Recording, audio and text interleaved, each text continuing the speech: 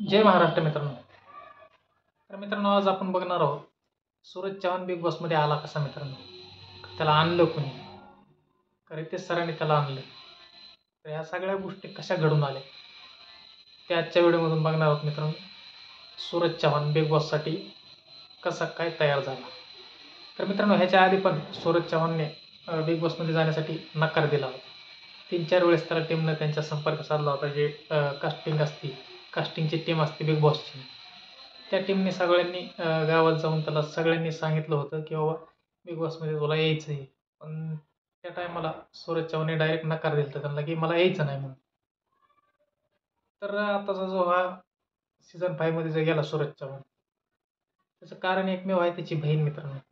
त्याच्या बहिणीने त्याला विश्वासात घेतलं, त्याला सांगितलं की तू जा, गेल्यावर तुझं चांगलं होईल. तर सूरज चव्हाण म्हणल्यानंतर आपल्या डोळ्यासमोर येतो त्याचा एक खट्टळपणा. ते कसले पण व्हिडिओ करायचे, डायलॉगबाजी करायची, त्याचे डायलॉग मारायचे. काही डायलॉग त्याच्यातून फेमस पण झाले. गोलीगत, बुक्की टिंबूळ, तर असे डायलॉग त्याची प्रसिद्धीच झाली. त्यानं फेमस झाला. इंस्टाग्रामवर रील्स टाकायचा रोज.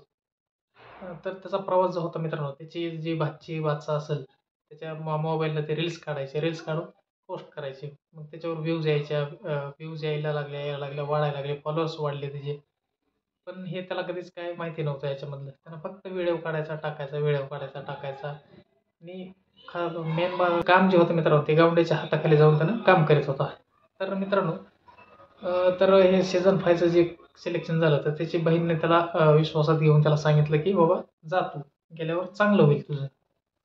तर त्याच्यामुळं सूरज चव्हाण तयार झाला होता. पण ह्याच्या नंतरचा एक किस्सा जो आहे मित्रांनो, ह्याच्या आधीचा, जे कास्टिंगची जी टीम असते मित्रांनो बिग बॉसची, ती गेली ती बारामतीला. म्हणजे त्यांच्या गावाकडे गेली असेल.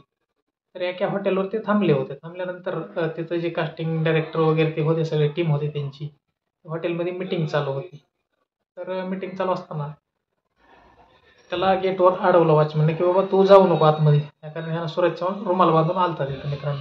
तर यांची मीटिंग चालू होती म्हणजे कास्टिंगची, बिग बॉसवाली टीमची. जे बिग बॉसची जी टीम आहे त्यांची मीटिंग चालू होती आतमध्ये. मग ह्याला गेटवरच अडविलं की बाबा तू जाऊ नको पुढं. तर जाऊ नको म्हणल्यानंतर ह्या थांबला तिथंच. थांबल्यानंतर थोड्या वेळानं ह्यानं थोडासा रुमाल काढला. रुमाल काढल्यानंतर मित्रांनो, अक्षरशः त्याचे सगळे फोटो काढायचे. ज्याला अडविलं होतं त्यांना, ज्यांनी कोणी त्याला अडविलं होतं जाण्यापासून, ते सगळे मित्रांनो त्याचे फॅन होते. आणि त्याने सगळेच जण मिळून त्याच्यासोबत सेल्फी घेत होते मित्रांनो. सेल्फी घेता घेता त्या सरांचं त्याच्याकडे लक्ष गेलं. तर कोण आहे असं फॅन फॉलोइंग एवढे आहे, कोण फोटो काढतंय. तर त्याच्यानंतर त्यांनी बोलवलं, त्याला आतमध्ये घेतले. त्याच्यानंतर त्याचं सगळं झालं, कास्टिंग केले त्याला. आणि त्याच्यानंतर मग तो बिग बॉससाठी तयार झाला, आपल्या यायला बिग बॉसला. मित्रांनो, त्याचा जर भूतकाळ जर बघितला तर एकदम वेदनादायी आहे. ते सांगायला पण ते येणार नाही, एवढा भयानक त्याचा भूतकाळ होता. त्याचा भविष्यकाळ, वर्तमान काळ जे आहे मित्रांनो, त्याचा चांगला होता. म्हणजे रील्स काढायचा वगैरे रोज असं चालू होतं त्याचं. 4-5 दिवस कामाला जायचं गावंड्याच्या हाताखाली. नंतर टाईम भेटेल तेव्हा रील्स काढायच्या शनिवार रविवारी. हे असं चाललं होतं. पण जो आता भविष्यकाळ जो येणार आहे मित्रांनो, तो आपल्या सगळ्या महाराष्ट्राच्या हातामध्ये आहे मित्रांनो. कारण त्याला सपोर्ट करायचा आणि एका गरिबीतल्या मुलाला आपल्याला जिंकवायचं मित्रांनो. तर जिंकायचं कसं आता ते आता आपल्या सगळ्यांवरच आहे मित्रांनो. कारण एक गरीब घरचा मुलगा आहे, मजुराचा मुलगा आहे, त्याला आईवडील नाहीत. त्याच्यामुळे नाही तर त्याची कला पण आहे तशीच. त्याच्या कलेच्या जोरावर त्याची मेहनत आहे तेवढी. त्याची मेहनत वगैरे बघितली तर त्याला वोट करावंच लागेल आपल्याला. कारण आपल्या सपोर्टमुळेच त्यांना जिंकणार आहे मित्रांनो. आणि एखादं पुढं जर जात असेल तर त्याला आपण पुढं नेलं पाहिजे मित्रांनो. तर अशा गोष्टीमधून सूरज चव्हाण जो आहे ते वर आला. त्याचे डायलॉग फेमस झाले, लोकांना आवडायला लागले. पण त्याच्या काही सगळ्याच व्हिडिओमध्ये कमेंटमध्ये सगळ्या सारख्याच शिव्या असायच्या मित्रांनो. त्याला जे नाही ते शिव्या द्यायचे लोक मित्रांनो. तर एवढ्या शिव्या खाऊन त्यांना रील्स बनवायचा, लोकांचं मनोरंजन करायचा, काहीतरी येण्यासारखं करायचे, चाळे करायचे.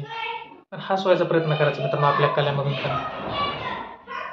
तर आपलं सगळ्या महाराष्ट्राचं जे हे आहे, आपल्या महाराष्ट्राला त्याला सपोर्ट करायचा मित्रांनो.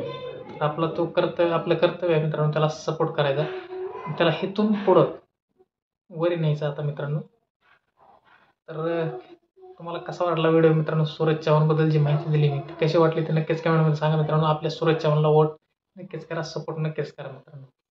आपल्या सपोर्टमुळेच त्यांना जिंकणार आहे. आणि त्यानं जिंकल्यानंतर त्याचं पुढलं आयुष्य खूप सुंदर होणार आहे मित्रांनो. चला मित्रांनो, भेटूया अशाच एका पुढच्या व्हिडिओमध्ये. तोपर्यंत जय हिंद, जय महाराष्ट्र.